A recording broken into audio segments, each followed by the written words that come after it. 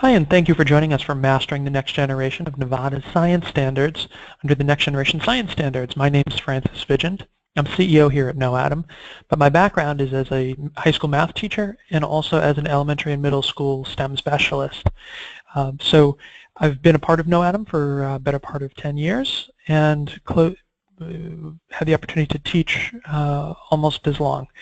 And part of what excites me about this next generation movement and the next generation of Nevada science standards here is that it's an opportunity to teach children critical thinking skills, specifically the skills to create, evaluate, and analyze the way that scientists and engineers do.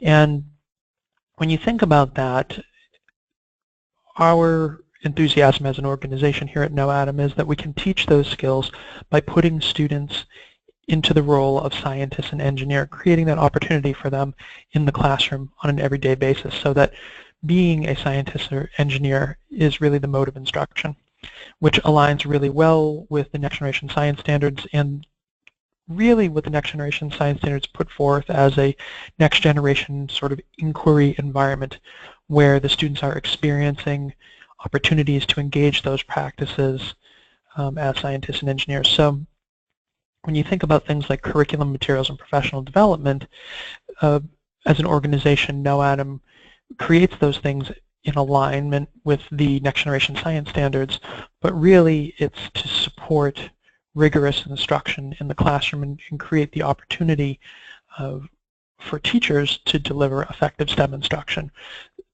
and engage those students over the course of time, really nurturing their understanding, not only September through June, but from one grade level to the next.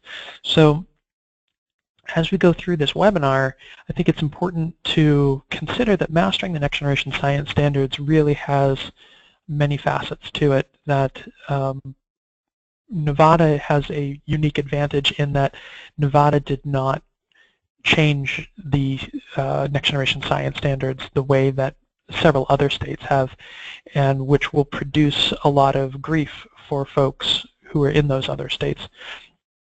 In the case of Nevada, you all have a really pure form of the next generation science standards. These standards are really well articulated, and we're going to take a look at that here in a second. So to give you a quick overview of what I hope to accomplish in this next hour, first and foremost, what makes the new next generation science standards a bit tougher? What does it mean to sort of teach and learn in that STEM cycle? How do the new standards link to Common Core ELA and math? Sort of the role of ELA and math in the science classroom. How does this shift to next generation science standards affect the methods for K-12 STEM instruction? And how do science and engineering practices integrate with art? Because the skills that we're teaching are not, especially higher order thinking skills, are not something that is a STEM specific skill. We need to be able to create, evaluate, and analyze no matter what our college or career choice is, which is again the reason that we have this time on learning for science and why we have these standards in the first place. We don't teach classes on sales, we don't teach classes on marketing, we don't teach classes on many other things, and there's a far greater need, and there's also a far greater number of salespeople than there are engineers or scientists. There are only about 4% of students who go on to pursue a STEM degree.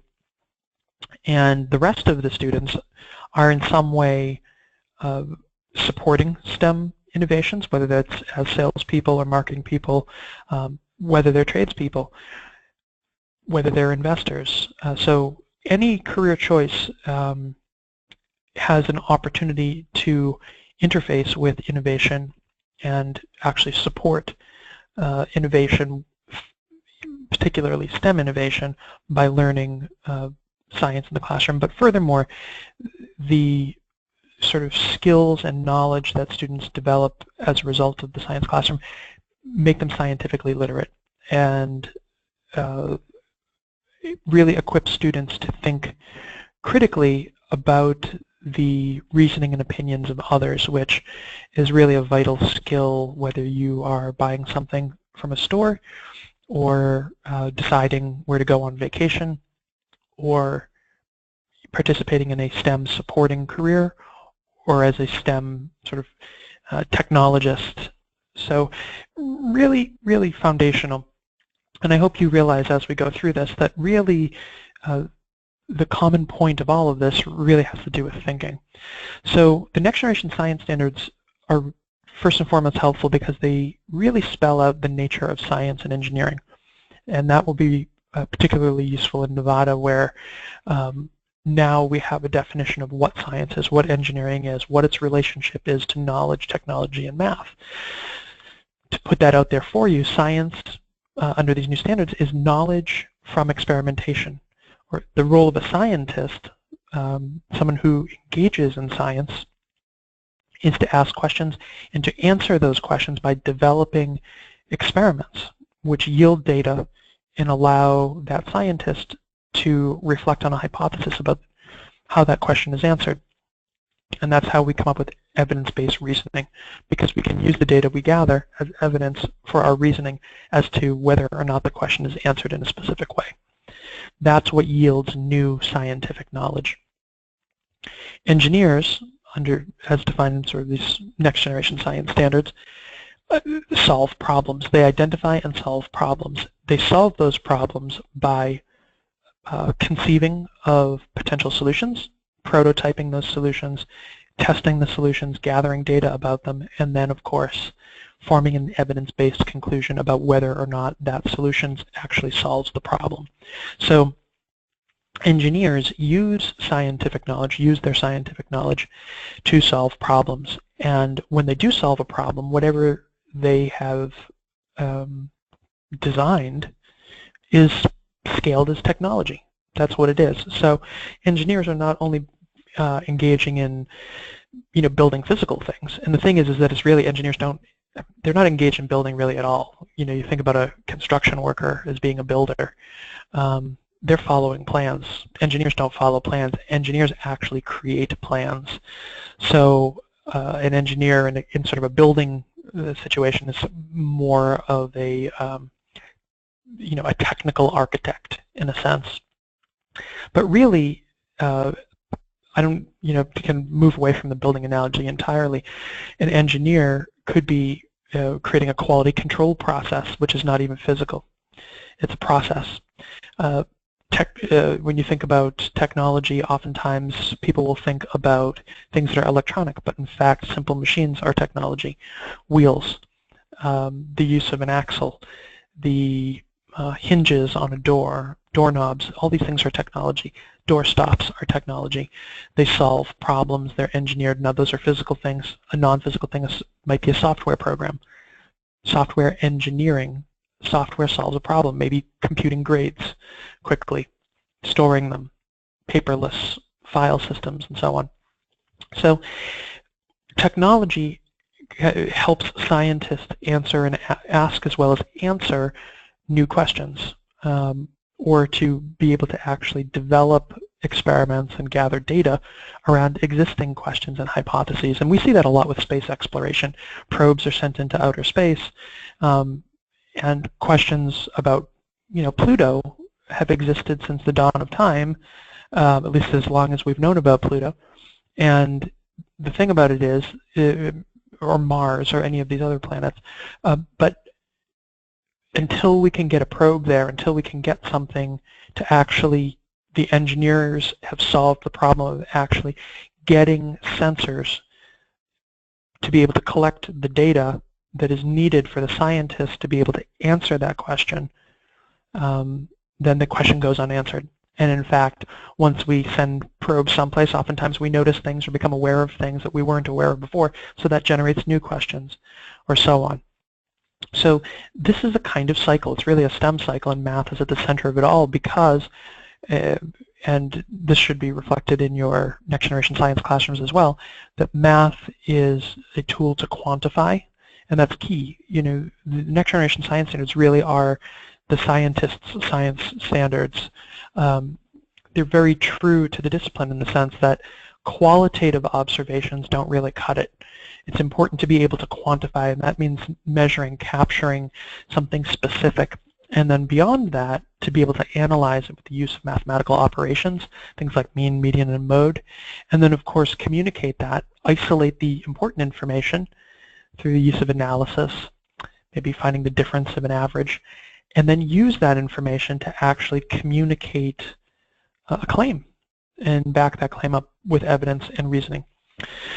So this is at the foundation of everything.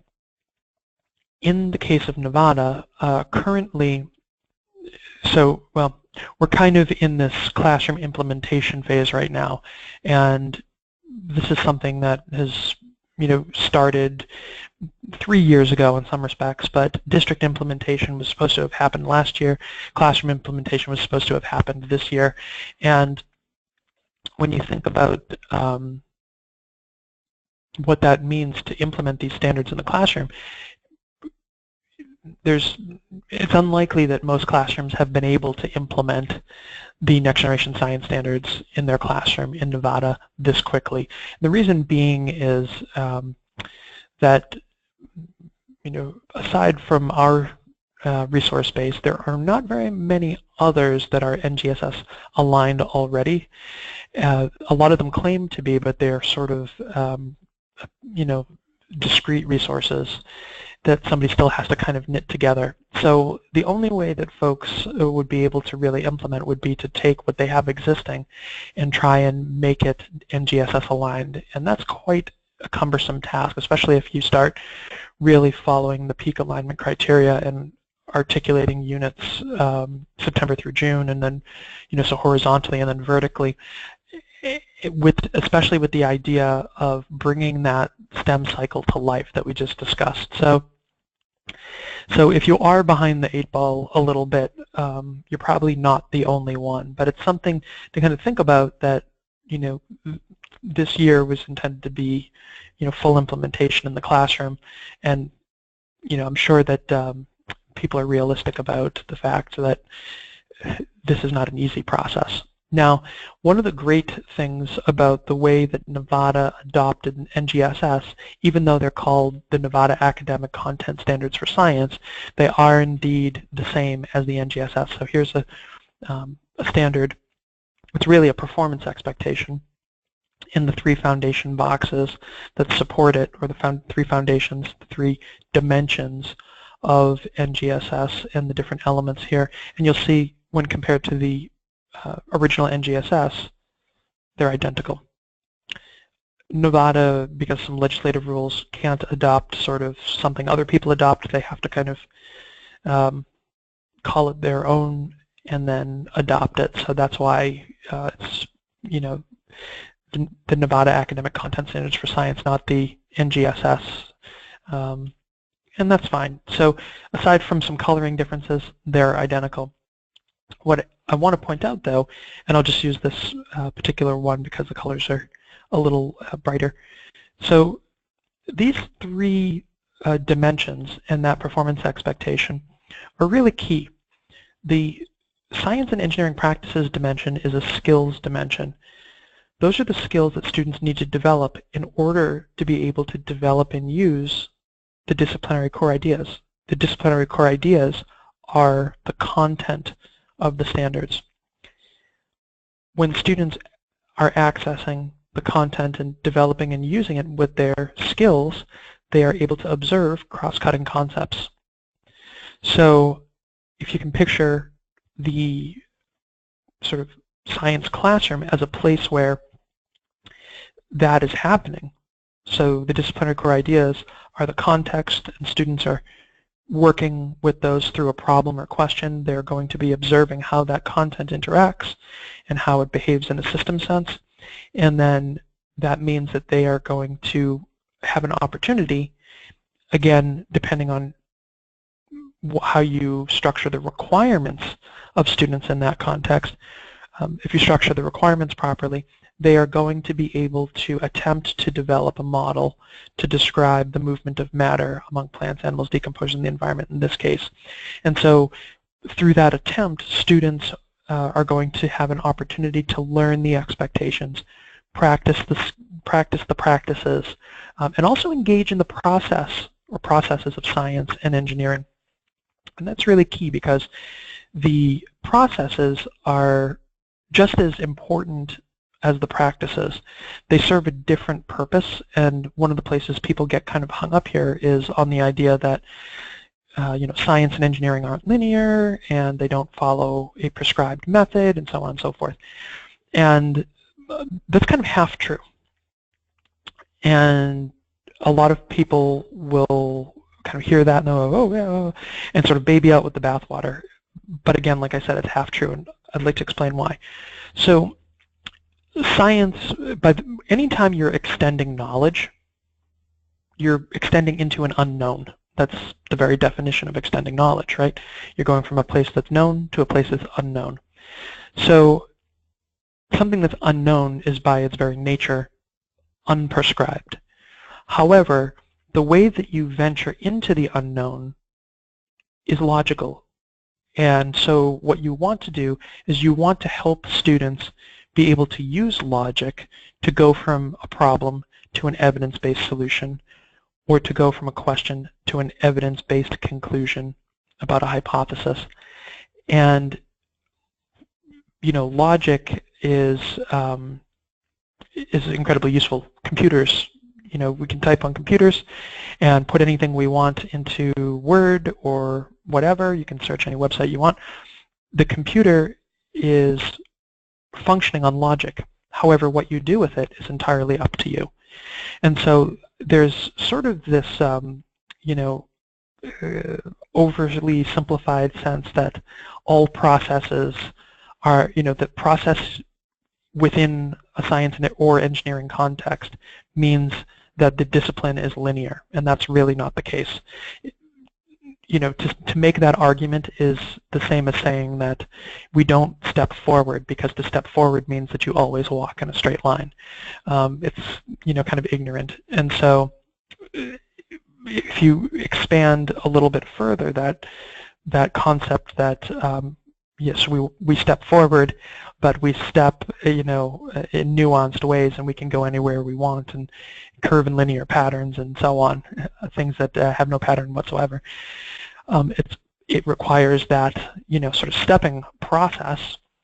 Science is the same way, and I would make a relationship here to the writing practices and writing processes that we teach even second graders and third graders about in an English language arts context.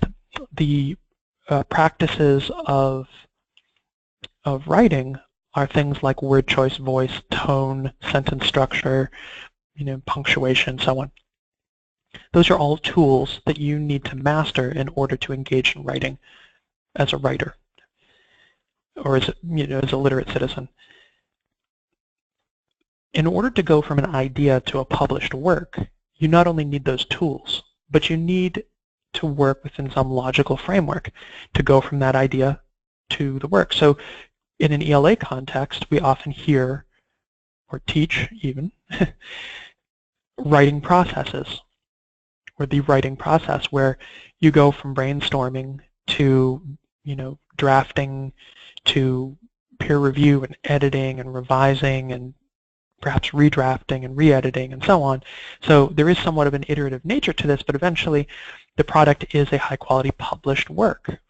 And while you may not ask someone to peer review your email, you may not consider your email a high-quality published work, and something that's replicable the way that something needs to be replicable in science. And so high-quality scientific and engineering work does rely on logic and documentation and different aspects of the use of research and actually informing your approach with what's known, and then extending that further, and then gathering data and so on.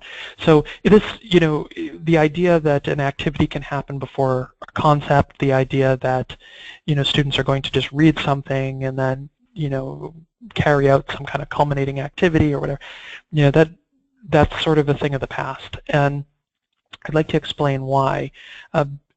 It has to do with these three dimensions and the role of the student and the teacher and the content. So Under a traditional model of instruction, a teacher is almost like a valve in a pipe where the content has to flow through the teacher, and the teacher's role in a traditional model is to kind of pass out the facts, to model them, to explain them, to demonstrate them. And then on the flip side, the student's role in showing that they're proficient and being a good student in that traditional environment is to absorb it all, and then be able to repeat, recall, and summarize. And even a lot of these, next generation aligned resources that, kits or, whatever they are, a lot of times all it is it's the same traditional model where instead of the teacher doing the demonstration, the students follow it off of a piece of paper or off of a diagram, and they do the demonstration for themselves. So, it's really no different, and then the student needs to be able to recall the facts, repeat the demonstration, summarize the phenomenon that they modeled for themselves. So the traditional model is very reliant on the teacher to control and hand out facts and the student to remember and recall and repeat. In a next generation model, it's very different. You see the relationship between the teacher, the student, and the content is very different. The student is in direct contact with the content and the cross-cutting concepts thanks to those skills, the science and engineering practices, which are the tools for developing and using the content. The teacher is not handing out facts and demonstrating things and expecting students to then go to their desk and do what they were shown. The teacher is adjusting supports. They're helping students understand how to engage appropriately, and they're helping redirect and monitor individual students and student teams so that, again, the students master, really develop a sense of what science and engineering is, what's the appropriate way of engaging as a scientist or engineer, how to navigate the scientific process, the engineering design process, really appropriately, but thoroughly is, I think, another word that we could use here. And so it's the student taking their ideas and working with their partner and trying to solve a problem or a question, which places them in direct contact with that content, with those cross-cutting concepts. And it's novel, it's authentic, it's not something a student has seen before, and it's their idea, so it's naturally engaging. The expectation of the student is not to remember everything, but instead to really take on that role, to develop and use the content, to use the skills to solve the problems, to answer the questions, and to be able to look at content and describe it in terms of its connection to other content, in terms of its connection to the student themselves, in terms of its connection to the world around them, and its behavior within systems. So, for instance, a piece of content might be the idea of a producer in an ecosystem. Well, what is the role of a producer? Well, I can think about a producer as being part of a food chain, food web, as part of an ecosystem, as the sort of primary transfer mechanism between energy from the sun and the energy required by consumers. So there's a lot of different ways. So you can imagine a student who has in these practices can look at a scenario and apply their knowledge of something like a consumer and look at the way that part of a larger system functions on its own and within the context of this larger system. And we can even think about the system behavior in terms of what happens when there are changes in the amount of sunlight, the amount of daylight, the amount of plants. How does that affect this entire ecosystem and the food chains and food webs and perhaps the populations of different insects and animals and so on?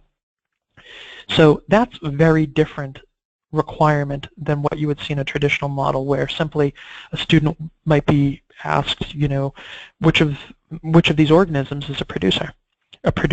Or asked a question like, a producer's primary role in a food chain is which of the following? Or you might see something like, within this food chain, in order for in order for the sun's energy to be transferred to the rabbit, we would need, a producer or a plant, which is a producer, that kind of a thing. That's sort of traditional model of questioning, traditional model of assessment. Next generation model is really to put students into a scenario and let them apply their skills and let them, in a way, almost like a maze, find their way out and prove that they've really mastered the skills. When you think about, and again, remember,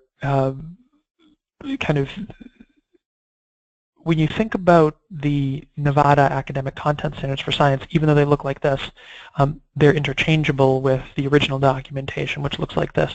Those science and engineering practices dimension, which are in the same place,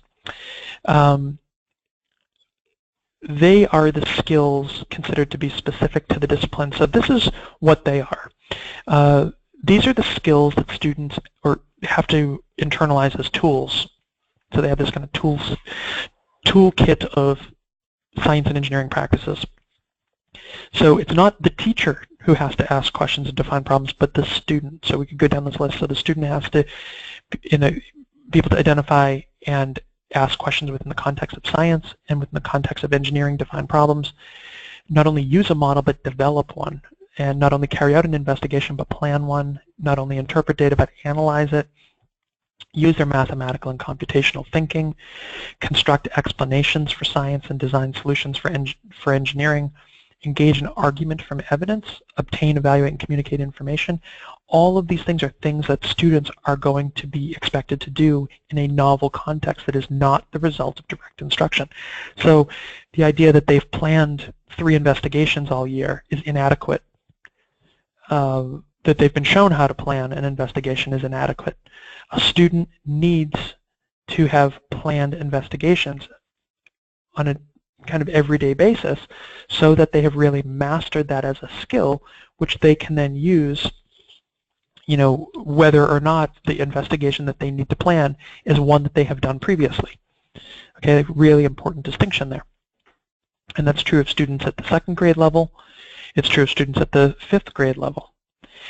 What changes with those practices between grade levels is not the practices themselves, but really the depth and sophistication of how students engage the content and the kind of engagement that you get. So it's not to say that students are more or less engaged, but it's the kind of difference that you would get by asking the same question of a student who is, 10 years old versus a student who's 20 years old versus a student who's 50 years old. You might ask a question like, what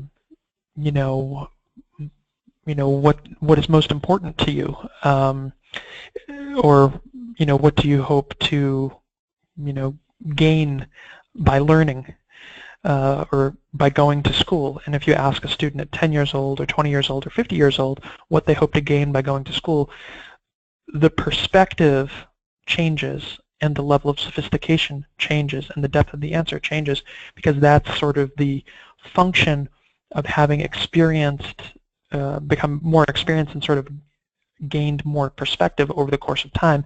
And that's why intentionally nurturing students' understanding from kindergarten all the way through grade 12 is important, because it sets students up to be lifelong learners, and it sets them up for any sort of college or career choice that they make. And it, by virtue of being intentional about that nurturing process, you can get students much further along by the time they're ending high school and ready to graduate than you would be able to if you were not intentional and things sort of happen by chance. From a data perspective as well, when it comes to assessing these sort of things, whether it's in the classroom through our own assessments or on a standardized test, which is more and more becoming commonplace these days. So, at least one in elementary school, one in middle school, and one in high school, is thinking about what the expectation will be of the students there as well. And frankly, if a student goes on to college, they're going to have to take an SAT, an ACT, a test of some sort which is not state-specific even. It supersedes or really transcends the state-level testing, whether or not it exists. And it's nice that Nevada is not as sort of test-prone as other states, but nonetheless, it's something to kind of keep in the back of your mind that students will be assessed at some point, and that these skills will be helpful, even if it's in a job interview, frankly. So when you see this image here, one of the distinctions in that level of sophistication is really to think about students at those really early grade levels, K1, 2, as working within more structure, where they're engaging all of those practices. They're developing that tool set of theirs, the science and engineering practice tool set. But when it comes to processes, they're really seeing the process and participating in the process, but they aren't necessarily generating the entire process themselves, because developmentally generating a procedure from scratch is something that's a little bit more difficult for younger students than it is for older students. But when it comes to 4th grade and beyond, for students to be developing their plans from scratch in blank composition notebooks or in an electronic, blank sort of electronic platform, the way you see the students here who are in the role of engineer, is really important, because that's the opportunity to master the skills, to really master the processes at a high level. So the 2 students you see here, their class, they've gone through some nonfiction reading, they've gone through some Socratic dialogue, they've transitioned to a problem or question. In this case, it's a problem because I can tell they're engineering from what I can see on their lab notebooks, and they've broken into their groups. These 2 students are a team, and they are going to have to solve this problem as engineers with their ideas. They're going to have to compromise with each other. They're going to have to communicate with each other. They're going to have to use their practice skills. They're going to have to use the knowledge, the discussion, and pull it together to plan a way of solving that problem and then actually carry out their plan. In the case of engineering, that carrying out that plan is building the prototype and then testing the prototype, gathering the data on the prototype, and then using that data to reflect on the prototype. And in fact, that may mean revising the prototype. Okay, so again, like I said, it doesn't, just because we have some logic here doesn't mean that it's linear. We may need to revise. We may have to dump the prototype entirely and go back to one of our other ideas or try to come up with a new idea. That's what these 2 students are doing. That's what they're thinking. That's what they're charged with. That's what the expectation is, and it's novel because nobody showed them how to solve this problem. They're not working from a demonstration. They're not working from a model. That's key. All they know is the maximum amount of materials that their team can use. So that environment naturally, and the standards themselves, the next generation science standards, naturally integrate Common Core ELA and Common Core Math standards. Those higher order thinking standards are common among all disciplines. Creating, evaluating, and analyzing is useful for everything. When you think about achieving or applying the goals and standards of ELA as well as math, the Common Core ELA technical subject standards are an example. Writing standards are an example. Communication standards are an example. Students are engaging in nonfiction reading. They are doing process writing. The plan itself that they create in each of these labs is a nonfiction text.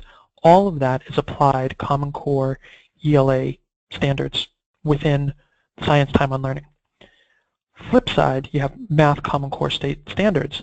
Those math practices, for instance, are very, very closely aligned to the science and engineering practices that you see within the next generation science standards. Things like graphing, data collection, different operations, mean, median, mode, the computational thinking, persevering to solve problems, and so on. All of that directly relates to what happens in this next generation science inquiry environment. So what is only science that really, in some respects, wouldn't have a home in ELA or math all on its own is the experimenting and the prototyping. I think you could make an argument in math. It might be a little more difficult in ELA, but nonetheless, that's kind of the way it shakes out. And you could add other content areas in here too, things like history, social studies, art, social justice, so on. All of these different disciplines, music, so on, have a connection here in one or more disciplines, but absolutely a connection between the skills and specifically between the thinking skills that are created. What are those thinking skills? I kind of alluded to this or mentioned it a bit earlier on. It's Bloom's taxonomy, in a sense, reorganized. Bloom's taxonomy is traditionally 6 levels. Lowest to highest is remembering, understanding, applying, analyzing, evaluating, creating. In this case, when you think about the next generation science standards, it's really helpful to think about creating, evaluating, and analyzing as something that happens simultaneously. And that's the goal, is in a sense to blend these in that instructional environment, and not as the teacher blending it, but to create an environment where the students have to blend these skills and have to rely on these skills in order to achieve the expectations, in order to achieve the goals, and in order to be,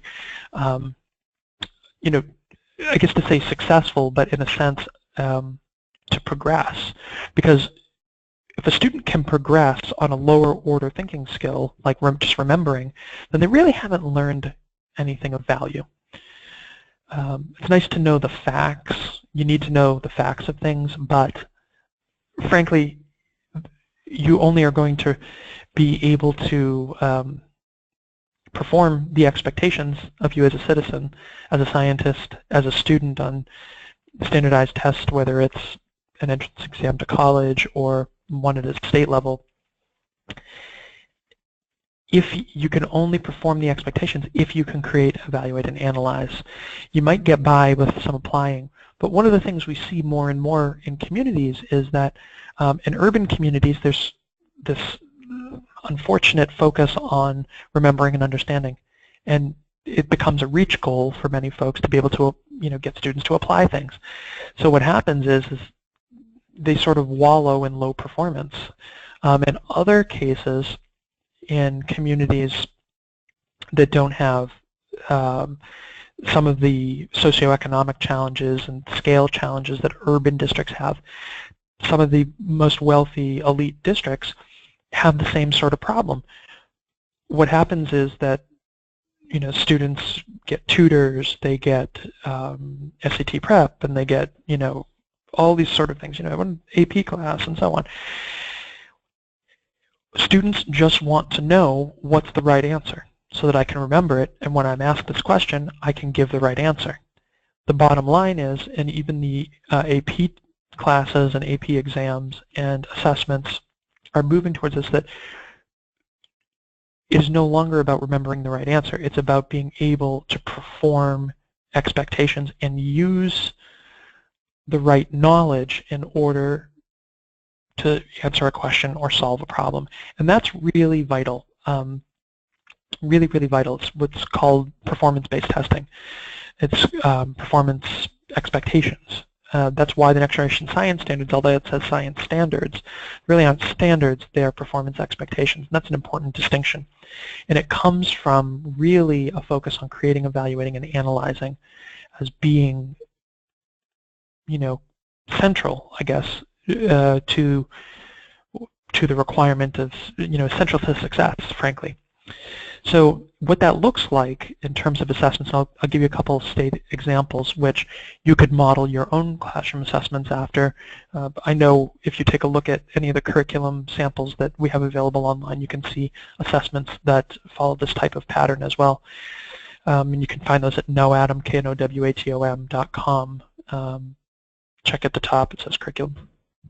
And you can click there, scroll down, and there's grade level specific examples from 1st grade through 8th grade. You can see what it looks like on the teacher side and on the student side. But nonetheless, these assessments are frankly scenarios.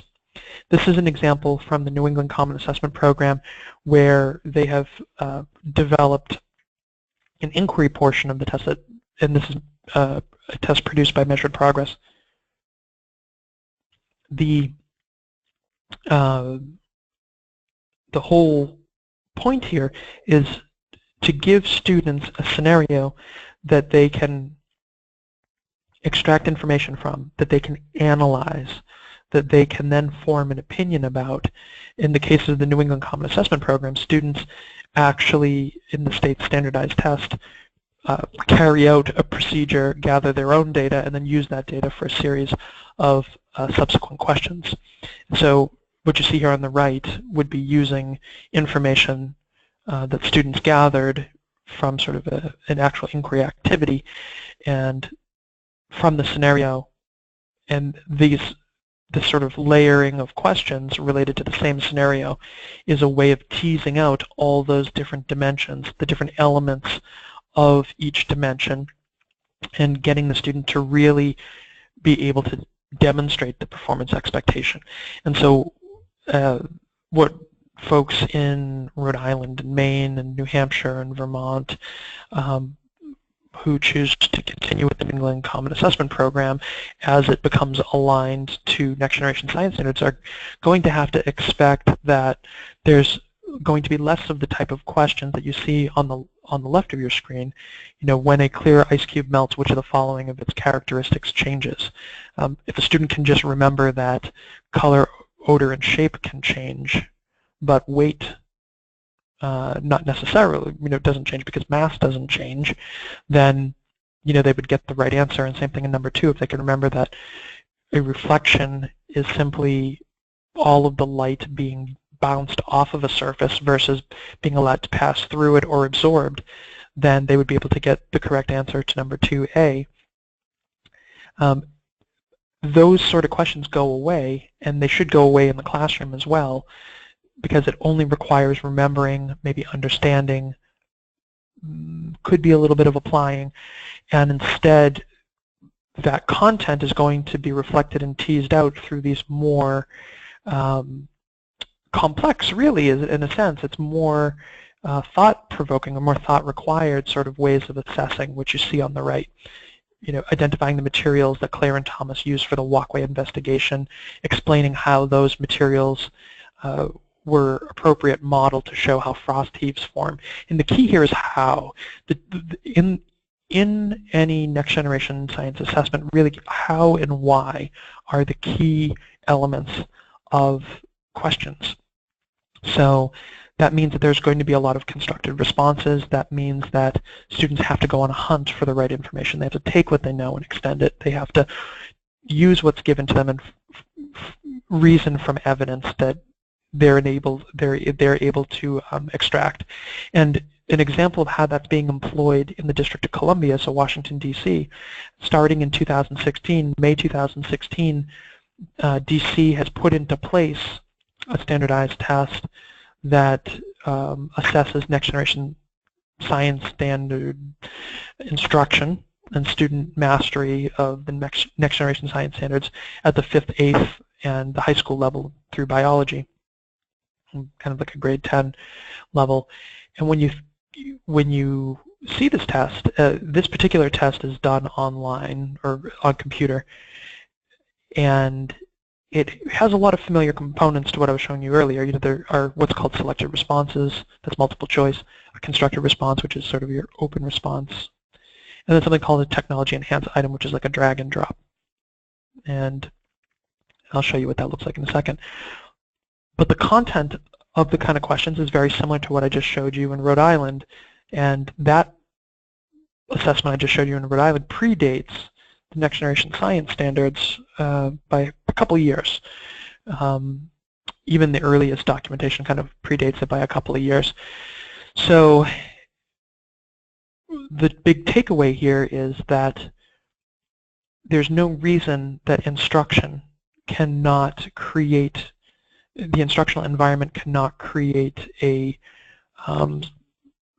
place where students can experience the content, develop and use the content, something that's in essence scenario-based, where they play the role in the scenario. And in a sense, the scenario isn't scripted, but in fact it's a scenario that the students script themselves, because what they have to work with is what they know, their skill set, and their knowledge of the practices and processes of science or engineering, depending on what context it is. So here you see these fictional students, Trevor and Kayla. They have some questions and ideas about growing seeds in water alone or in soil. And so they set out each to kind of take on one side of this challenge, planting seeds in water and in soil, and then they collect some data on them over time. Each student comes to a different conclusion. And so the question here is really of the human student, non-fictional student, whose claim is correct, Trevor or Kayla? Explain why Kayla or Trevor's claim is correct and use evidence to support your choice. So key, why? Why is one claim correct or not correct, in essence? What evidence supports that? So a student's skill set has to be able to be at a mastery level to go in and pull out what's necessary, and then to take what's pulled out, and again, the student has to form their own opinion, is Kayla correct or is Trevor correct, and use the data that they've pulled to support that claim. Kayla's claim is supported by the data because, when you look at,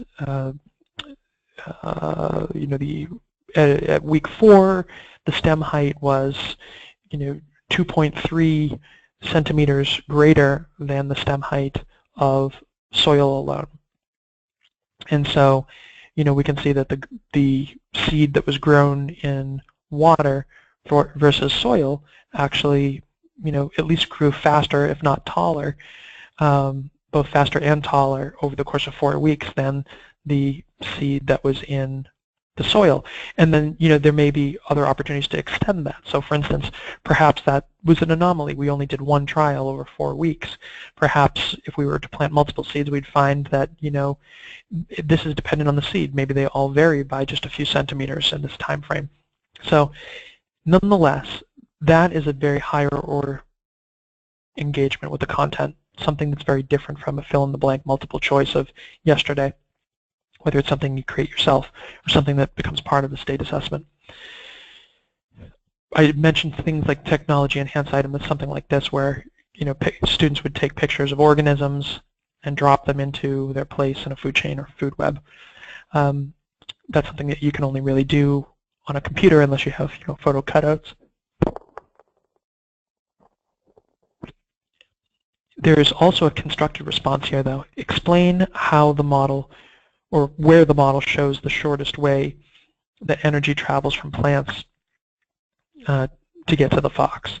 So you can imagine plants at the bottom, fox at the top, other organisms in between. And so this is kind of a poorly framed question, but it would be a constructive response. This isn't the student's model, it's actually somebody else's model, but what they could show is the shortest path for energy from plants to the fox is either from the bottom right through the far left or from the bottom left through the far left, with the idea that there's only 2 energy transfers, right, from involving 3 organisms. That's the key here. In item 3, you see something kind of similar. There's a food chain articulated, and students are going to be asked to select the 3 correct answers. So not 1, but 3 correct answers. And then, so that's what's called a selected response, kind of a multiple choice. And then use the model of the pond food chain to describe the relationship between the organisms in the pond food chain and the exchange of matter back into the environment. So the idea here is that the students have to construct a response and not only have understanding and relationship between energy flow, which we saw over here, and which is going on here, but the transfer of matter, and also relate that, in a sense, through the second piece to life cycles and other sort of food chains that are going on here. For instance, if a minnow dies, how does its matter become recycled in a system? Well, you've got the bacteria here that act as decomposers. So a student has to be able to look at this, take that information apart, use the relevant information, relate it to what they know, which is both, content as well as sort of a system dynamic, and then form an evidence-based conclusion, really reasoning around that here. So that's really key. Just a couple other quick examples you can see here. Food chains, again, kind of one of those tech items where you can drag and drop, but it's continuing to involve Trevor and Kayla. So there's kind of a narrative, and that's the piece here, that these are not all questions that are in isolation, but in fact these questions are all in some ways related through the content, and they're doing that also through these fictional characters. Quality classroom curriculum should have a kind of year-long narrative, and actually an intra-year narrative, such that you get that vertical and horizontal alignment, and students are able to get a sense and orientation to the big picture of science. So here you see a scenario involving Kayla, and pictures, and so on. And it's multiple choice, right? Again, they have to select the 3 correct answers. So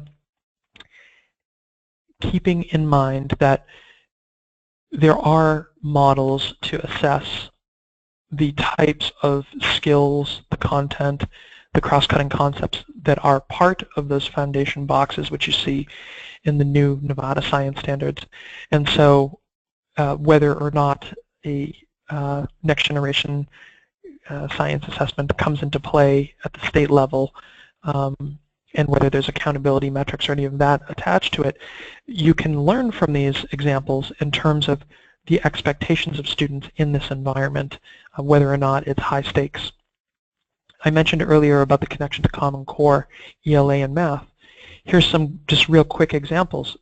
These are ELA standards. This is not a complete list. This is just a little snippet sample. Citing specific text evidence to support analysis of science.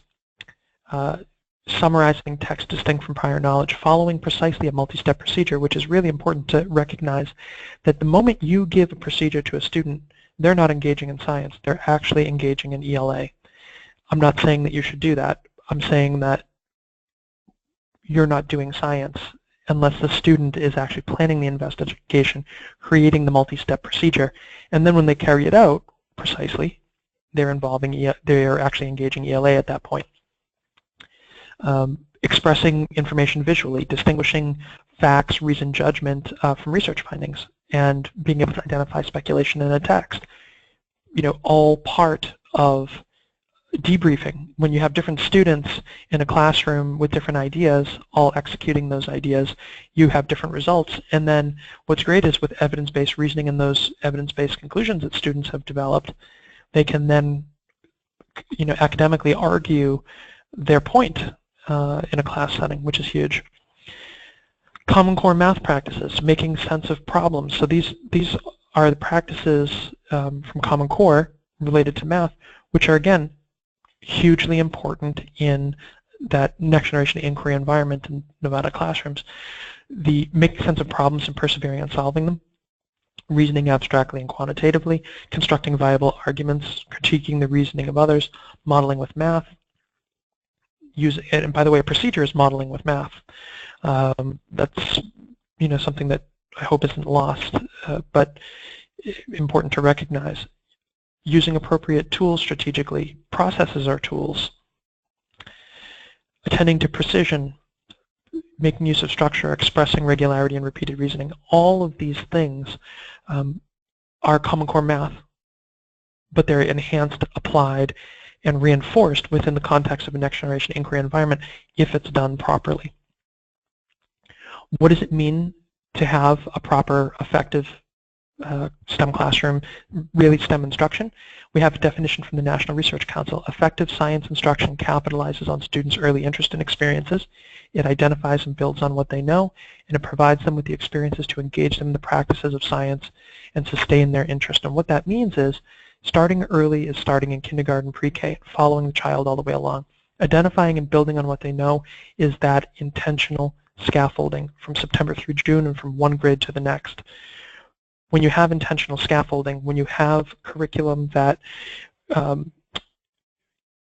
coherently articulates concepts over time, it's rigorous so that it's not 3 or 4 units a year, but in fact it is weekly lessons and adequate time on learning, and those lessons and those units are moving at a rapid pace so that students are able to learn how, or really observe and make the connections for themselves, how concepts connect to concepts and how concepts connect to themselves and their world. And of course, that requires the resources to support educators, right, with consistent programming and support and targeted professional development and bringing them to a point of awareness of the nature and value of science and engineering, but with the point of bringing the students to that level of awareness and really mastery themselves. So that's an intentional nurturing process. Providing students with experiences to engage in the practices, the choice of word practices is very intentional by the National Research Council. The experience in the classroom needs to engage students in the skills of science and also the processes and sustain their interest. And that sustaining their interest means that full release responsibility, that authentic engagement, not a student seeing something, what you see on the left here. This is old world, okay? This is a teacher pre-teaching, demonstrating, giving students something to watch, which the students then will be expected to go and repeat, right? I'll demonstrate it to you, and then you go and demonstrate it to yourself. You do what I did. That is not going to sustain anybody's interest. That's not engaging students in the practices of science. That's lower order thinking, recall, remember what I did and you do it. What we want students to do is actually engage in developing a framework of understanding by using the practices of science and sustaining their interest by bringing their ideas to life, by actually creating and then evaluating and analyzing the results of that creation and forming evidence-based conclusions and being able to reason them. I keep alluding to resources here in a sense because it's always on my mind that there are different levels of resources. And this is one of the areas where next generation science is really challenged right now because, like I said earlier, there are not a lot of resources that are properly aligned, that meet EQUIP guidelines for science, that meet the PEEC guidelines for performance curriculum for the NGSS. And so what differentiates them kind of falls into 4 buckets.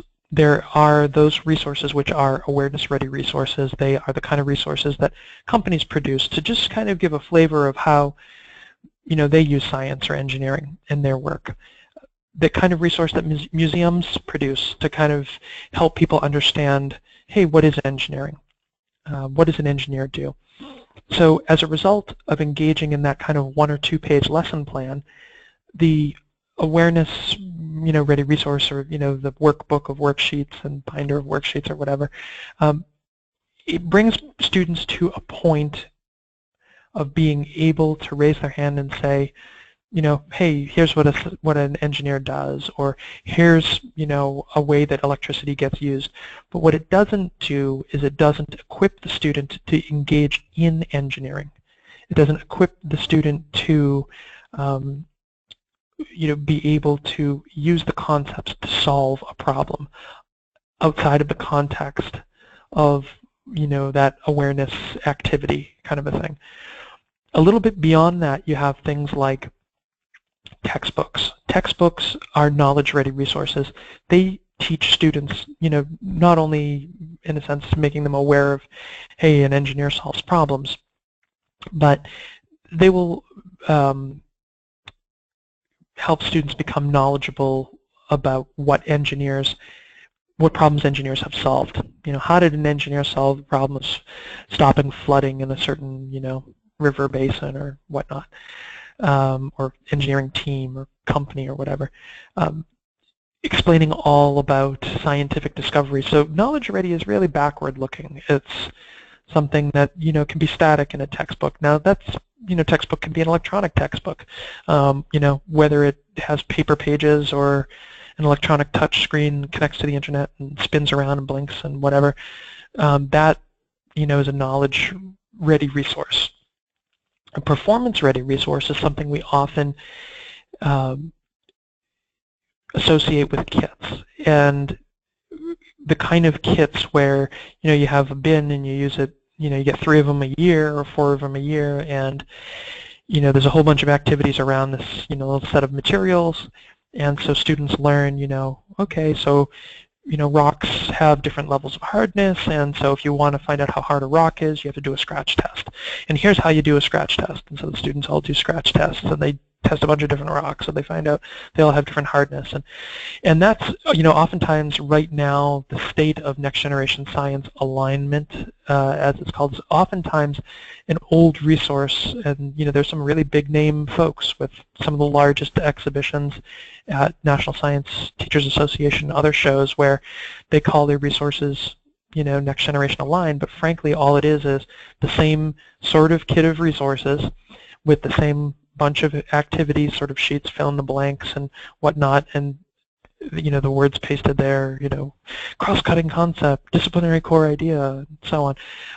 But again, it's just the student doing a demonstration to themselves, or they are learning to execute a specific task when they're asked a specific question. So it's, again, that lower order fill-in-the-blank type knowledge. Mastery readiness is not fill-in-the-blank. Mastery readiness means that students develop a skill set in which they can go into a scenario which is not the result of direct instruction. They can extract the necessary information, and they can actually synthesize an evidence-based response, claim evidence reasoning around what's been asked, a why, a how type question, which they have never encountered before. That's what mastery readiness is about. So,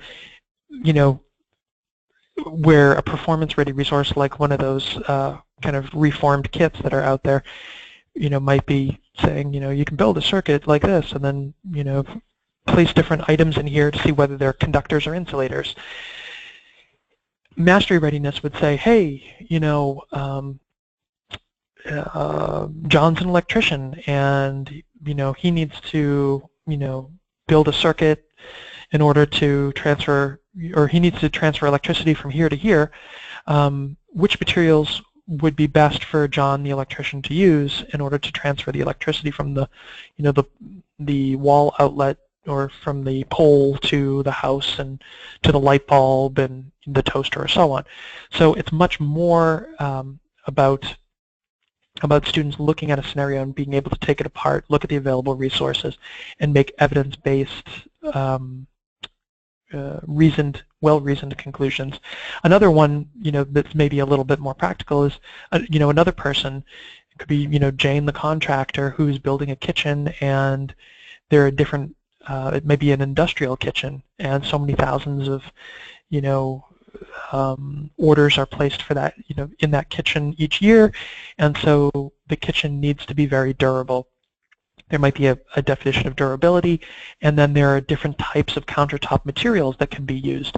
And so because Jane the contractor wants to produce the least expensive and most durable kitchen, which countertop would be the best choice and why, using evidence from what's been given about each of these materials. And so a student would need to look at that scenario and say, oh, well, this one that is a plastic-based countertop, according to the data, scratches the easiest, and so when we look at durability and the amount of traffic that's going to be across this countertop may wear down. This other countertop doesn't scratch very easily, but in fact if you drop something on it, it will shatter or fracture or so on. This other countertop material doesn't shatter or fracture, but in fact it will catch fire or melt or so on. And so the best choice may be this material because X, Y, Z. It doesn't have any of these qualities. It might be a little bit more expensive, but if it lasts twice as long, then it's actually less expensive over time than the alternative material, which would be this. So that is what we mean by mastery readiness. Now, I mentioned about curriculum materials and professional development. Thinking about mastery readiness, the only way you really get to mastery readiness is when you have all of your ducks in a row. And that means that one from, I guess, an educational philosophy standpoint, you're willing to put students into the role of scientist or engineer. You can, have some level of comfortability releasing responsibility, or you're willing to try. But frankly, it's that there needs to be support for all of that in terms of the curriculum, the professional development, and the materials. And all of those pieces need to fit together hand in glove to achieve your learning objectives and mastery of the standards. So, that's one of the reasons why KnowAtom produces all its own curriculum and professional development materials, is to be able to do those sort of special things so that what's needed for a lesson is guaranteed to be available, and the particular straw that's being used is the right diameter straw, the right length straw, and so on. Not because every student has to have the same thing. That's not what I'm saying. But every student, every classroom has to be successful. And there's not a lot of value added for schools and districts to be out hunting for straws. The value add is to have all the resources and for the schools and districts to be focusing on that STEM learning environment.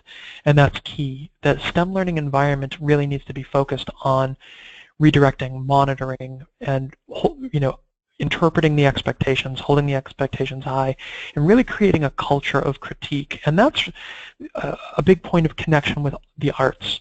So as I mentioned earlier, there is a connection through higher order thinking, the creating, the evaluating, the analyzing in the arts, whether that art is painting, music, writing, dancing, so on, singing versus playing an instrument. The arts are all about engineered communication. And great artists solve problems by engineering communication within a medium that is not, well, I guess in the case of English language arts, it's sort of, not sort of a direct verbal speech sense. It's in, written word or paint or metal or something. And what I mean by engineered communication, I think, is best exemplified in people like Picasso. He lived in exile. There's a reason that he lived in exile. It wasn't because he made things pretty. One of the problems with STEAM, science, technology, engineering, art, and math, is that people, especially in the K-12 domain, get caught up in the idea that the connection is all about aesthetics, and it's about making things pretty. Well, engineers build cars and artists make them pretty. Nah, well, I don't know, maybe. But the bottom line is that real art is about communicating something. And so when a car is designed, that car is designed for a specific market. If it's a luxury car, it's designed for a luxury market, and it's designed to communicate something through its design about the person who owns it.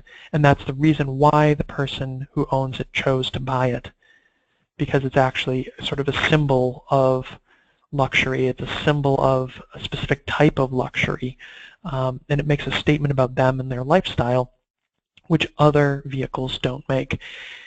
In the case of Picasso, he made a statement through one of his so he's, I picked Guernica and Pablo Picasso because probably the most widely known work and most widely known artist in modern times. And he made a statement about the atrocities committed by the fascists at Guernica in his home of, country of Spain, while he was living in exile in France. And he was commissioned, he did this because he was, taken aback by the atrocities and the fascists and everything that was happening, but also because he wanted to make a statement on the world stage, both to the world in terms of those who needed to join the effort to oppose the fascists, and also and sustain that effort, and also to make a statement to the fascists themselves about the fact that what they're doing doesn't go unnoticed. And so what you see here is not only incredibly valuable, but it's an incredibly skilled work, and it's not particularly aesthetically pleasing unless you have sort of an affinity for this kind of monochromatic, rough drawn, and it's actually a huge piece, but oil on canvas. But Pablo Picasso was so skillful because he was able to communicate something to the world and to the fascists like no one else could, and that was really evidenced by the fascists coming back from the International Expo where this painting was put on display and saying to him, hey, you know, what did you do here? And he turned around and said, at least as the story goes, it's not what I did but what you did. And so really using his art as a mirror to the world to show these atrocities and put them on the world stage, and even, in fact, by naming the piece Guernica after the town in Spain where the atrocities took place. So everything being very intentional. And artists, training artists, takes place within a culture of critique. Now, whether it's formal training or informal training, that culture of critique is what develops their skill within a medium, but also their critical thinking, the creative, evaluative, and analytical thinking that helps them to understand whether or not what they're trying to communicate is being communicated, and to help hone their audience and to hone these sort of skills. So when you think about the connection between science, technology, engineering, and art and math, it's through thinking, and it's through honing the skills of communication and the ability to plan communication in a lot of ways, because science and engineering relies on planned experiments and prototypes and replicability and so on, but you know, that plan is also evidence in its own sense. It's a nonfiction text that's evidence of how and why something happened, which serves as a valuable piece to the rest of the world. In the case of art, it's a statement, sort of one's opinion perhaps of something. In the case of a scientist, it's evidence around an idea or around an approach to solving a problem. So very, very closely related, and closely related through thinking. And what I really love about it is that by teaching students the next generation science standards in a next generation inquiry environment, we actually not only better prepare students for college and career and life as scientifically literate citizens, and as reasonable skeptics of the world they're a part of, we're preparing them to participate in innovation, we're preparing them to consume information critically, and also to be able to produce information critically, and in fact be better consumers of art and producers of art as well. So there's a really important connection here that I want to emphasize. Just looking at what happens when students engage in this type of instruction, even under existing standardized tests that exist at the state level in places like New Hampshire, where you can see here in green and in blue are test cohorts of our students versus the state average, and you can see the building that was using our students well outperformed the state by 10 to over 20%. And when you look at the subgroupings, even under the existing New England Common Assessment Program, you can see in yellow and in purple are our students outperforming the state average in some cases by as much as 30-ish odd percent. So again, not only being ahead and gaining momentum from one year to the next, but significantly ahead. And you see that also in places like Massachusetts, again at elementary and at middle school levels, where you see here the Massachusetts average performance in advanced and proficient is 50%. And this is an inner city school that has reached, in some cases, almost 90% advanced and proficient, well above the state average. And these little dips you see here are the result of changes in teacher staffing and administration. And yet you still have a positive trend. And it's even more shocking to know that this particular school, for example, is 35% of its student body is first language is not English, 72% are low income, 65% are free lunch, and 75% are high needs. So to add 51 points here is quite a feat. In slightly more privileged, or not slightly, but more privileged environments where there's only 7% low income, you still see significant gains, upwards of 20 points, going from 50 to the 70s and then up into the 80s here, and sustaining those gains and reducing the needs improvement and keeping warning low in the single digits. Only 20% high needs in that district.